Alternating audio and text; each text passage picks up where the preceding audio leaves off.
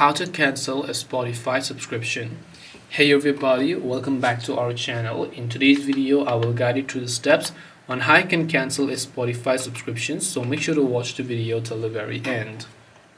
So if you would like to cancel a Spotify subscription, first of all, you have to understand that you can't do this process from the app. So instead, what you have to do is you have to open your browser, go to spotify.com and log into the account of which you would like to cancel the subscription.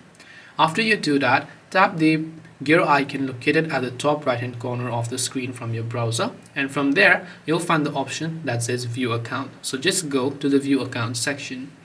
Once you go to view account from here, if you scroll down, you should be able to see a list of your plans. Now in my case, I don't have premium, but if you do have premium, right at the top you'll be able to see manage your plan. So when you tap on manage your plan, you'll be able to simply switch to the free version if you have premium. Now in my case, I have free, you're seeing join premium, but if you have premium, you'll see the join to the free option here. This way you'll be able to cancel a Spotify subscription.